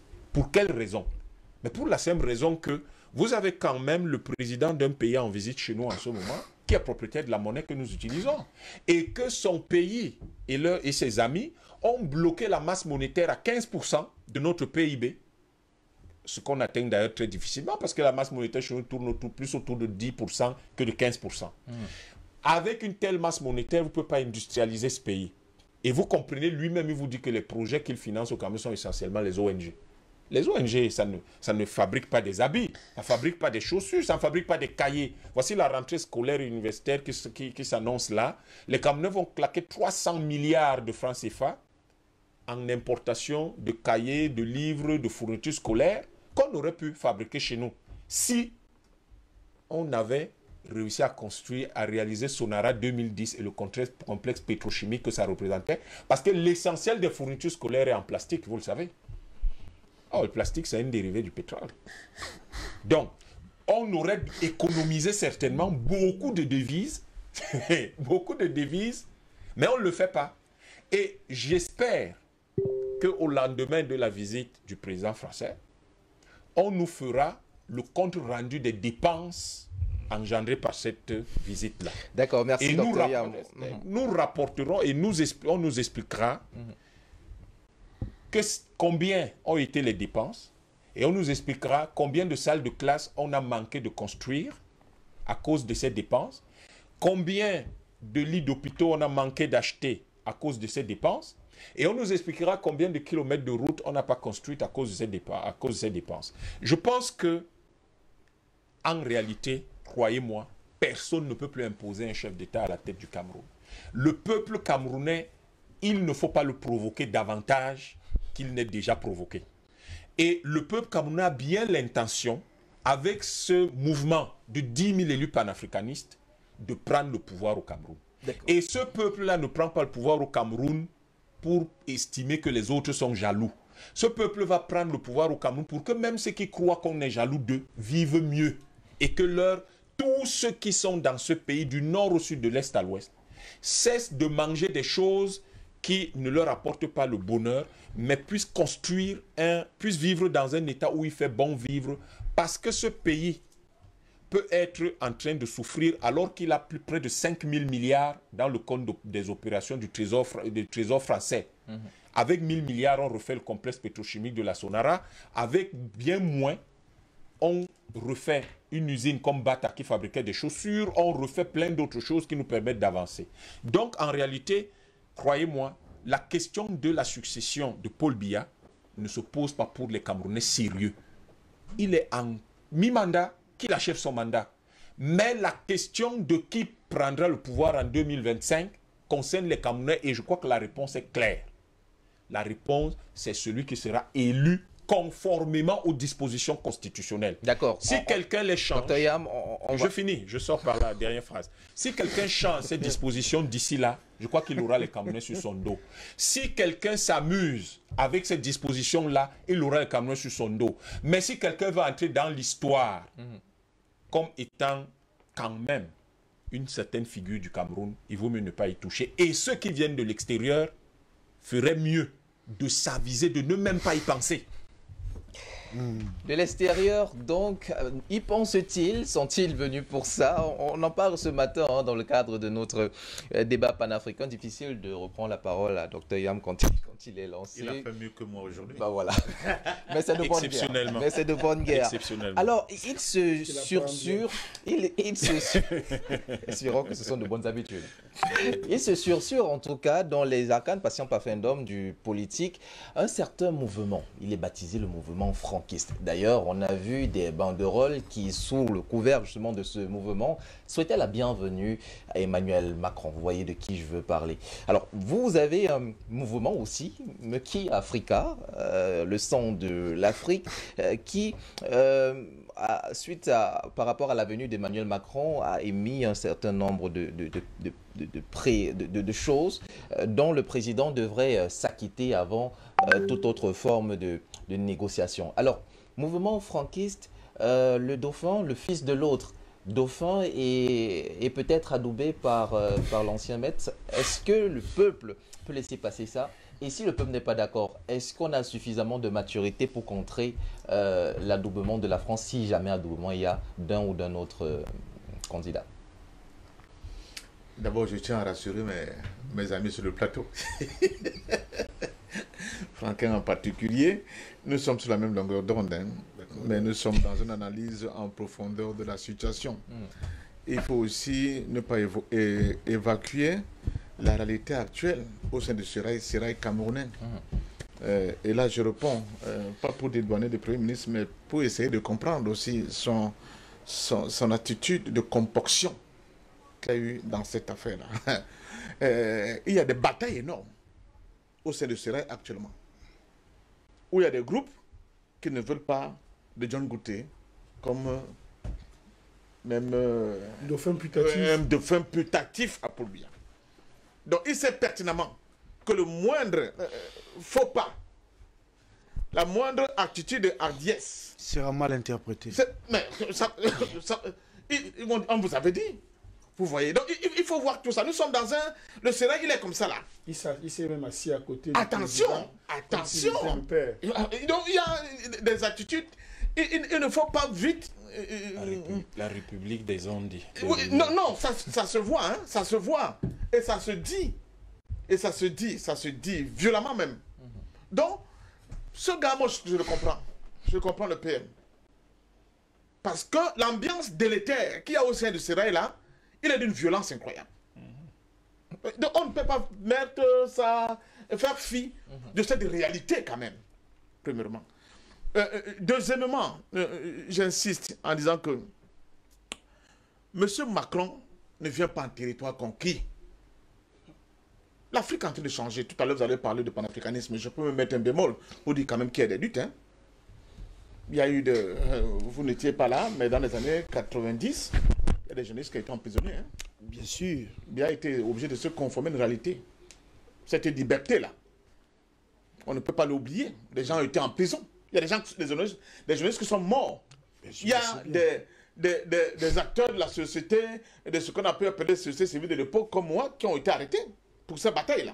Mais on ne peut pas le lui enlever. Je ne dis pas non. Voilà. Mais il s'est conformé aussi, lui aussi, à une certaine réalité du terrain. C'est pour ça que chaque fois que les gens luttent, ils gagnent toujours. Il gagne toujours. Donc, il faut faire attention. Il ne faut pas donner comme si c'était la magnanimité du chef d'État qui a l'ouverture médiatique. Non, non, non, non, non, non. Ce fut obtenu de haute lutte. Hein? De haute lutte. Ne l'oubliez pas. Les gens ont été en prison. Allez. Bon. Non, je ne parle pas d'arrêter quoi, ce n'est pas intéressant. Les bébés Ngota sont morts hein? En prison. Bon, passons. Je tenais quand même à dire que qui du cru, chers amis, dans le pays où Fokar venait le matin et il donnait la feuille de route à Idjo, il faut faire ci, il faut faire ci, il faut faire ci, il faut faire ça. Dans le pays où on a écouté M. Mesmer traiter Oumniobé de tous les noms d'oiseaux et disait nous avons décidé d'en finir avec. Il suffisait de siphonner l'eau et l'Oumniobé qui était dans son pays, bah, ça comme un poisson dans l'eau, on l'asphyxiait, on le tuait. Dans ce même pays-là, où l'un des griefs majeurs que la France a fait agiter à l'ONU pour mettre en difficulté auprès de ses amis qui demandaient quand même qu'il libère les colonies, après le discours de Oumniobé, c'était que c'est un communiste. C'est dans ce pays quand même que, quand je vous dis que ça bouge, mais peut-être pas au rythme qu'on aurait espéré, que le Cameroun envoie, dans ce même pays qu'on appelle le Cameroun, on envoie quand même des militaires en formation en Russie. Ça paraît anodin. Mais pour tous ceux qui ont vécu, ou bien qui ont analysé la période des Fokar, des Mesmer, des Roland Pré, c'est une avancée, monsieur. On ne peut pas dire que ce n'est pas une avancée. Qu'est-ce que je veux dire par là? Je veux dire que même le président Biya, quelle qu'en soit sa volonté de se maintenir comme capitaine de la France-Afrique, parce qu'il a été adoubé à Bordeaux, hein, après la mort de Bongo, il y a quand même des mouvements aujourd'hui dans notre continent et dans le monde, monsieur, qui donne l'impression à chacun qui peut un peu s'affranchir, se donner légèrement de coups de franche pour aller dans le sens de ce que veut le peuple. D'abord, il va de sa propre survie politique, de temps en temps, de faire des petits pas en direction du peuple. C'est ce que je dis, et c'est ça que j'appelle les illusions. De penser que, pour Macron, le Cameroun de 2022, c'est le Cameroun des années 50. C'est pas possible. Ce n'est plus possible. Ce n'est plus possible. Même ceux qui ne voulaient pas, ils vont dans... Qui l'eût cru que le Gabon de M. Ali Bongo, qui a été intronisé même dans les loges mystiques par la France, décide un beau matin qu'eux, ils vont faire partie du Commonwealth. Qui l'eût cru? Donc il y a un certain nombre d'éléments, quand on les analyse concrètement, qui montrent quand même que le curseur est en train de bouger. Ce ne sont pas, comment dire ça, c'est pas fondamental, je dis que ce n'est pas décisif en termes de pas, mais ce n'est pas l'existe. Donc quand on analyse, il faut le prendre en compte. Et en le prenant en compte, cela signifie que votre boulot, il porte. Maître, il ne faut pas donner l'impression que votre boulot ne porte pas. Photo officielle. Votre boulot porte. Qui l'eût cru que même le jeune Mahamat Idriss Déby ait pu répondre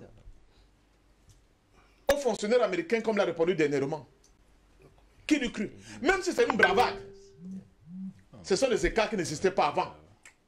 Même si c'est une bravade, je continue d'insister, ce sont des écarts qui n'existaient pas avant. Si aujourd'hui, on peut se permettre de tels écarts, ça veut dire que quelque part le curseur est en train de bouger. Et il bouge pourquoi? Il bouge parce que votre travail de pédagogie, d'éducation, d'information au quotidien porte ses fruits. C'est ça qui donne en réalité le poids de votre présence sur ce plateau. À moins que vous pensiez que votre présence sur le plateau est inutile. Il ne l'est pas, maître. Que vous le voulez, non, il ne l'est pas. Qui l'eût cru? Qui l'eût cru? Je vais sortir, si vous permettez. Bien sûr, bien sûr. Qu'un pays comme la Centrafrique, cher Ahmed, à cause de la crypto-monnaie. Oui, moi je dis que le franc CFA, et je parle aussi en face d'un valeureux défenseur de Sango Coin centrafricain, il y a le franc CFA, je veux bien, mais moi je vais créer à côté mon Sango Coin pour me permettre de résoudre des problèmes que le franc CFA ne me permet pas de résoudre aujourd'hui. Ce sont des déplacements de curseurs, chers amis. D'accord. Donc, je ne pense pas que parce que quelques petits guignols se vendent avec le drapeau, les franquistes, je veux bien. Les franquistes. De toute façon, nous sommes dans la liberté, non? Ces gens-là ont défilé à Bafia. Alors qu'ils ne sont pas légaux. Hein? c'est une association illégale. Ils ont déposé leur demande de défiler auprès de monsieur le préfet. Le préfet a dit, mais mes amis, je ne vous connais pas comme association légale. Ils ont dit non, on va défiler. Il a envoyé la note au ministre de l'Intérieur, qui n'a rien dit. Le préfet s'était trouvé devant le fait accompli. Il y a des gens comme ça qui posent des petits actes de pression en termes de... On va s'imposer. On va voir ce qui va arriver. Vous voyez? Parce que pour eux, si le président Biya part du pouvoir et que Yamé Tiba arrive au pouvoir, c'est fini. C'est la fin de patate. Ils sont donc prêts à jouer leur va-tout. D'accord. Donc nous sommes dans une dynamique de combat qui est réelle et que nous devons analyser à l'aune des efforts, mais surtout des résultats que ce combat-là produit au sein de notre peuple. On ne peut pas l'évacuer. C'est une réalité. Le panafricanisme, les idées que nous développons sont en train de vraiment de prendre corps au sein de notre peuple avec des résultats patents. Ce ne sont pas seulement des vues d'esprit. Moi, j'ai distribué mon tract là, que vous avez sur la main, depuis hier. Je vais vous en donner quelques-uns aujourd'hui. Et j'ai écouté beaucoup de commentaires. Que ce soit en Dokoti, que ce soit la STC, que ce soit un peu partout. Mais Kimi Africa, d'abord en langue où ça veut dire le sang de l'Afrique. Mais les gens me disent, mais il y a des gens qui disent, mais Macron c'est un malin. Il arrive la nuit parce qu'il avait peur qu'un diable de gauche sorte de la foule et on ne sait pas ce qui pouvait arriver.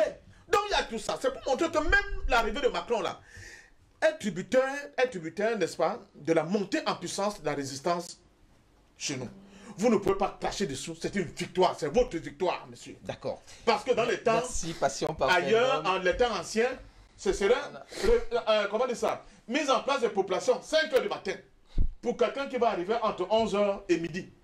Cette fois-ci, je ne dis pas qu'on a gagné, mais je dis qu'on a fait des pas, et il faut savoir prendre ces petites victoires-là à la mesure de l'effort surhumain que nous produisons chaque jour sur le plateau, avec pratiquement pas de moyens. Vous le savez pertinemment. Bien sûr. Voilà. Merci, patient parfum d'homme. On vous a compris. Je m'en veux d'avoir lésé docteur Bénécris. Vous aurez quand même le mot de la fin. Ne vous en faites pas. Vous Bien sûr. Je suis avec les prêtres qui ont trop prêché. Bon, maintenant, je dois aussi conclure. Moi. Alors, malheureusement, on n'a plus le temps. Non, c'est pas vos collègues. Vous avez trop prêché, mais ça va conclure. À vous, le président Emmanuel Macron, après sa visite au Cameroun, suivra 2 autres destinations, notamment Cotonou au Bénin et Bissau en Guinée-Bissau. Est-ce la revue des troupes? Est-ce une opération de conquête, de reconquête? Qu'est-ce qu'on peut comprendre justement derrière cette visite d'Emmanuel Macron? Oui, la revue des troupes d'une nation et ça fait partie du protocole, c'est protocolaire. Non, quand je dis revue des troupes, est-ce que on est dans l'imaginaire justement de ce monsieur qui vient en territoire conquis et qui fait juste la revue de ses troupes, un peu comme ça se faisait pendant les années coloniales? Non, il ne faut pas regarder les choses comme ça. Je pense que Parfum d'homme a pu pratiquement tous mes biscuits, mais je vais quand même essayer d'épingler. Le fait que Macron arrive au Cameroun la nuit est un message clair à l'ensemble du corps panafricain qui abat un travail au quotidien. Voyez-vous? Mais les drames, c'est quoi? Les drames, c'est les jours où le Congo, par exemple, exigeait son indépendance à la Belgique. Vous avez vu l'officier belge, le colonel Vincennes, qui a dit une phrase. Après indépendance égale avant indépendance. Donc, indépendant ou pas, rien n'a changé. Nous sommes le maître, nous continuons à rester le maître. Ça, c'est une équation impérialiste qui existe réellement. La plupart des chefs d'État en Afrique sont cooptés d'abord mystiquement dans les loges maçonniques où ils ont des maîtres blancs. Ils ne vous le diront pas. Mais c'est comme ça la réalité. De deux, quand vous êtes un chef d'État, la France peut vous tenir par beaucoup de choses. La monnaie, la langue, beaucoup de choses. Vous payez un lourd tribut à la France. Donc, si vous ne respectez pas un certain nombre de clauses, il est fort possible que vous soyez balayé par un coup d'État. Voyez-vous? Ça, c'est l'image que nous connaissons, la réalité. Voyez-vous? Maintenant, des pays comme le Mali est en train de montrer aux autres pays francophones, pas seulement anglophones, parce que les anglophones, les pays d'héritage anglo-saxon sont relativement un peu avancés dans ce domaine de la gestion politique de leur pays. D'accord. Relativement. Donc, il est question ici de la souveraineté de nos États. Malheureusement, et je suis d'accord, moi je suis dans les combats avec Maître Yam Timba, ça fait plus de 10 ans, je les vois, j'ai vu comment Yam Timba a évolué idéologiquement. Si, je l'ai dit, ça fait déjà plus de 20 ans. Si, en la tête des États africains, nous n'avons pas de panafricanistes, rien ne va changer. C'est une vérité, c'est une donnée intangible de l'émancipation du continent africain. Tant que nous n'avons que des gens adoubés idéologiquement, mystiquement, psychologiquement, financièrement par la France ou par les chancelleries occidentales, vous n'aurez pas les résultats que vous attendez à la base, par le peuple. Parce qu'en réalité, comme le disait encore Lumumba, la main qui donne, c'est la main qui gouverne. Merci. 30 secondes. 30 secondes, oui. Mais par rapport à cette question, on sortira... exclusivement sur cette voilà, question, justement. parce que de mon point de vue, je pense qu'on a... Donc Macron aujourd'hui est là. Il est là pour adouber. Et moi, il a un mot à dire. Et je ne parle pas du président de la République comme un père qui a travaillé. On est en République, c'est le président de la République, il est responsable de ce qui se passe. Il est au boulot. D'accord? Peu importe l'âge, moi je ne parle pas du président Paul Biya comme du patriarche ou bien. C'est le président de la République et en tant que président de la République, il a un devoir. Il est attendu de lui un certain nombre de rendus politiques. Même quand il est fatigué. Politique. Peu importe, il n'y a pas de fatigue en République. Si vous êtes fatigué, vous allez au village, vous écrivez vos mémoires et votre jeunesse vous lit. Et là, vous accorde le titre de patriarche parce que désormais, vous reculez et vous regardez la chose d'en haut. Donc, on peut vous écouter. On est en République. Le président de la République doit faire en sorte que les institutions qu'il met en place soient respectées, soient suffisamment respectées. Lorsqu'un activiste ou un soi-disant activiste, le chef d'État de notre pays, qui dit « donnez-moi les noms », qui dit « j'ai mis la pression », eh bien, c'est suffisamment expressif d'un état des rapports entre ce pays-là et le nôtre. Je crois que c'est suffisamment clair. Lorsque il vient ici chez nous et se comporte comme on a pu le voir. Tout à l'heure, on regardait encore la photo officielle au salon présidentiel de l'aéroport entre le président... Qu'on a publié même à CRTV. Qui a été publié. Il n'y a pas la photo, il n'y a pas l'image du drapeau camerounais. On voit le Premier ministre chichement assis sur un canapé pourtant riche. Donc, je crois que c'est suffisamment clair et expressif de ce que ce monsieur est venu faire chez nous. Le mouvement des franquistes dont on a parlé, on dit bien que le mouvement n'a pas été créé, mais on voit très bien ce qui se passe. Lorsque vous lisez Le Prince de Machiavel, on sait très bien comment ça se passe. Le président Paul Biya a mis 40 ans à la magistrature suprême. Il est visiblement éreinté par les années de dur labeur. Je ne sais au service de qui, mais éreinté quand même physiquement. Il se trouve que, en ce moment où les hautes instructions sont plus présentes que le président de la République lui-même, on est en train d'organiser ce que Machiavel a appelé la transmission douce. Ça veut dire que on fait disparaître l'un et on fait apparaître l'autre qui porte le même nom. C'est subtil. On est en train de préparer l'opinion publique à s'habituer au même nom. Donc, le président Macron est venu ici. Je ne sais pas si on lui présente même la liste. Je crois qu'il vient avec la liste. Parce qu'on simplifie, on minimise le rôle que ces gens jouent. On est dans un impérialisme sauvage. La France est en train de perdre des pays. Elle ne va pas s'amuser à en laisser un qu'elle tient. Mais n'oubliez pas que les Congo imposaient la liste des ministres à l'État français. Mais vous avez vu ça? Mais bien sûr, parce que... Donc, nous ne sommes plus à l'âge où la France impose la liste des gens. Faites attention. Bon, il faut nuancer. On vous a accordé Congo imposait des ministres à la France. Et merci à la réalisation de nous avoir donné ces quelques minutes. Non, la France ne peut plus imposer aux Camerounais les chefs d'État. Les Camerounais ne voudront jamais. C'était tout, merci. Il a dit que Tshisekedi a remplacé Kabila parce qu'eux, ils l'ont voulu. Oui, en 2020, ça c'est clair. Et puis vous dites qu'il ne fait pas quoi? Non, là c'est clair. C'est bon, merci Maître Franklin, merci à Patient Parfum d'Homme, Docteur Bénicris et Docteur Rian. Nous ajouter 30 minutes. Bien sûr, merci. En tout cas, le débat était important, la problématique aussi. On va rappeler aux uns et aux autres que nous sommes là de lundi à vendredi. Vous pouvez continuer à nous suivre sur notre page DBS TV. Le président Emmanuel Macron passera cette journée en terre camerounaise avant de filer tout droit à Cotonou et ensuite à Bissau. Qu'est-ce qui filtrera? Nous serons bien au fait et nous continuerons à observer de près l'actualité camerounaise, africaine, car telle est notre cause, tel est notre combat. Merci de continuer à nous suivre, de votre fidélité. Merci, à demain pour un autre débat.